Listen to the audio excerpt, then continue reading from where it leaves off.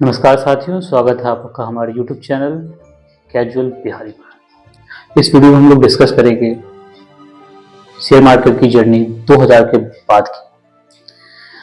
तो साथियों, एक वक्त था जब लोग बोलते थे कि इंडिया के शेयर मार्केट को कोई नहीं रोक सकता है। सेंसेक्स उस वक्त रोज नए पे नए रिकॉर्ड बना रहा था, नए हाई बना रहा था। लोग नौकरियां छोड़ छोड़ के शेयर मार्केट में ट्रेडिंग करने लगे थे।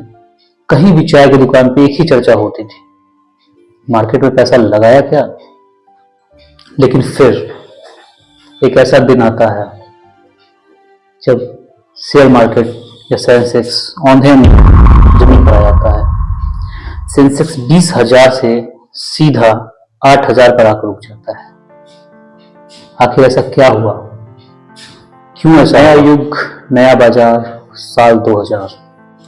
इंडिया का मार्केट सिंपल था, शेयर खरीदो, शेयर बेचो और खत्म। कल सेबी ने अप्रूवल दिया डेरिवेटिव ट्रेडिंग। डेरिवेटिव ट्रेडिंग यानी फ्यूचर ऑप्शंस। फ्यूचर इंट्रोड्यूस हुआ साल 2000 में और उसके बाद आया ऑप्शंस। और यहाँ से इंडियन मार्केट ने एक ग्लोबल स्टैंडर्ड सेट किया, जो कि एक बेस था बुल रन के लिए। यहाँ से बुल रन की बुनियाद रखी गई और उसके बाद बुल ट्रेड चालू हुआ। साल 2003 जीडीपी ग्रोथ 8 से 9% चल रहा था। आईटी बूम, इंफ्रास्ट्रक्चर में नए नए डेवलपमेंट्स, नए नए प्रोजेक्ट आ रहे थे, बैंकिंग एक्सपेंशन हो रहा था। सेंसेक्स 6250 पर था। फिर चालू होता है rally. Sensex 10,000, Sensex 15,000, Sensex 20,000 cross कर जाता है और जनवरी 2008 आता है सेंसेक्स 21,000 पर था। सिर्फ 4 साल में 236% का रिटर्न दे चुका था सेंसेक्स।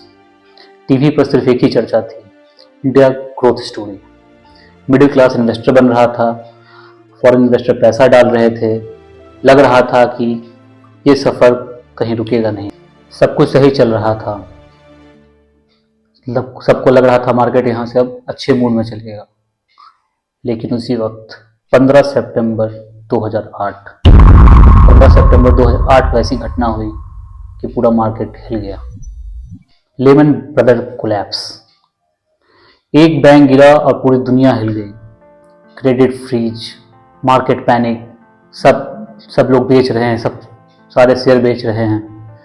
जहां जनवरी 2008 में सेंसेक्स 20,645 पे खड़ा था, वहीं साल खत्म होते होते दिसंबर 2008 तक सेंसेक्स औंधे मुंह गिर के 8500 पे गिरा था, 8,500 पे। अगर किसी ने उसमें 10 लाख रुपए लगाए थे तो महज 4 लाख रुपए रह गए थे।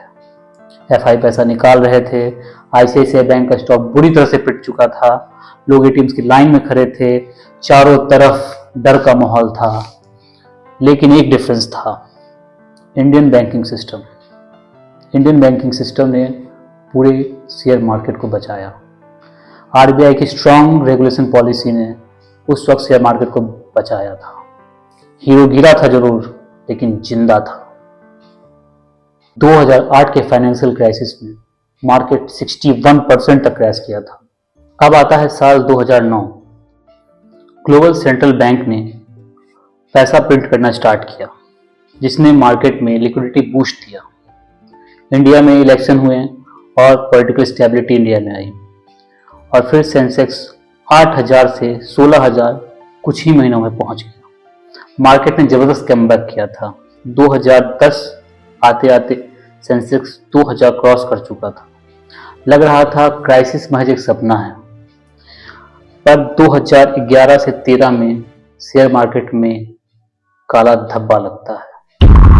होता है 2G स्कैम, कोलगेट और पॉलिसी पैरालाइसिस। ग्लोबल साइड में भी उस वक्त क्राइसिस चल रही थी, जिसे यूरोजोन क्राइसिस कहा गया।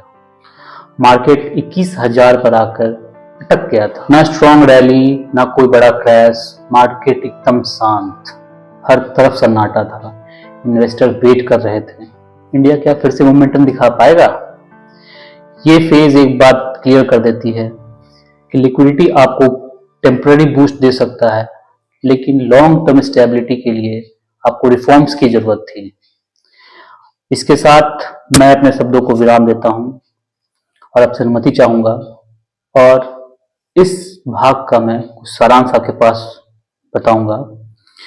2000 में शेयर मार्केट को विंग्स मिले, 2003 में उड़ान मिली, 2008 में क्रैश मिली और 2009 में स्ट्रॉन्ग कमबैक मिला।